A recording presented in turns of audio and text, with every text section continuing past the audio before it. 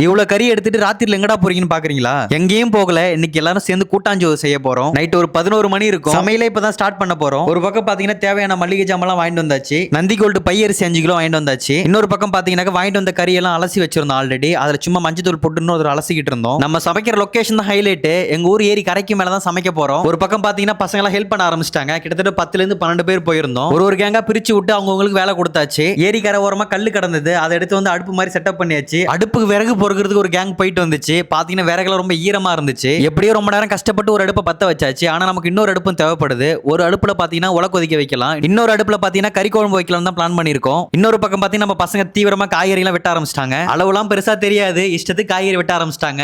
ஆளுக்கு ஒரு காய்கறி எடுத்து வச்சுட்டு அவங்க மட்டும் வெட்டிட்டு இருந்தாங்க. ஃபர்ஸ்ட் அடுப்புல பாத்தீங்கன்னா சோறு பொங்குறதுக்காக தண்ணி கொதிச்சிட்டு இருந்துச்சு. அதுல இருந்து நெருப்பு எடுத்து ரெண்டாவது அடுப்பையும் பத்த வச்சாச்சு. அப்புறம் என்ன கறி சமைக்க ஸ்டார்ட் பண்ணிட்டோம். மொத்தம் 3 கிலோ கறி. அளவுலாம் தெரியல. என்னென்ன மசாலா போன எவ்வளவு போறான்னு தெரியாது. மாஸ்டர் சொன்னாரு. நம்ம மட்டும் இஷ்டத்துக்கு பண்ணிட்டு இருக்கோம். நம்ம மாஸ்டர் செம்ம கான்ஃபிடென்ட்டா சொல்லிட்டு இருந்தாரு. இஷ்டத்துக்கு போடுங்கடா பாத்துக்கலாம் அப்படின்ட்டு. என்னடா பெரிய மாஸ்டர் எவன்டா அந்த மாஸ்டர்னு பாக்குறீங்களா? இந்த கரண்டியை போட்டு என்னத்தை கிண்டிட்டு இருக்கான் பாருங்க. அவன் தான் நான் இவ்வளவு பேருக்குலாம் சமைச்சதே கிடையாது. ஃபர்ஸ்ட் டைம் ட்ரை பண்றேன். என்னமோ சம்பவம் நடக்க போது மட்டும் தெரிஞ்சிருச்சு. இதுல ஹைலைட் என்னன்னாக்க என்னையும் நம்பி சாப்பிடுறதுக்கு உட்காந்துருக்காங்க பசங்க காத்துக்கிட்டு. குழம்புக்கு தேவையானது ரெடி ஆகிட்டு இருக்க. இன்னொரு பக்கம் பசங்களுக்கு பசி வந்துருச்சு. சோறு பொங்கிட்டு இருக்கும்போது அதுல இருந்து கரண்டியை போட்டு எடுத்து உப்பு போட்டு தின்னுட்டு இருந்தாங்க. எனக்குலாம் அப்பவே தெரியும் 11 மணிக்கு சமைக்க ஆரம்பிக்க போறோம், நைட் ஆயிடும் சொல்லிட்டு. நான் வீட்ல ஒரு ஏத்திட்டு வந்துட்டேன் சாப்பாடு. பாவம் நம்ம பசங்க நிறைய பேர் சாப்பிடாம வந்துட்டாங்க. அப்புறம் நம்ம பசங்க டீ காஃபி ஸ்நாக்ஸ் எல்லாம் வாங்கிட்டு வந்தாங்க. அவங்க கிட்டே அதை கொஞ்சம் ஆட்டையை போட்டு புடிங்கி சாப்பிட்டுட்டு இருந்தேன். இதுல ஹைலைட் என்னன்னாக்க எனக்கே குக்கிங் ஒன்றும் தெரியாது. நமக்கு ஒரு அசிஸ்டன்ட் வேற. இஷ்டத்துக்கு கையில கிடைச்சலாம் அள்ளி போட்டு சமைச்சுக்கிட்டு இருந்தோம். ஒரு பக்கம் சோறு வெந்துருச்சுன்னு வடிக்கிற ஸ்டைல பாருங்களேன். எல்லாருமே ஒரு ரகத்துல இருந்தாங்க. சோறு என்ன ஆக போதுன்னு நினைச்சிட்டு வேடிக்கை பார்த்துட்டு இருந்தேன். இந்த பக்கம் பாத்தீங்கன்னா அடி பிடிக்க ஆரம்பிச்சு லைட்டா. என்னடா பார்த்தாக்க தணல் ஒரு பக்கம் மட்டும் கூட இருந்துச்சு. அப்புறம் எல்லாத்தையும் சரிசமா வச்சு தட்டு போட்டு மூடி வச்சாச்சு. கொஞ்ச நேரம் வேகட்டும்னு சொல்லிட்டு. இதுல என்னன்னாக்க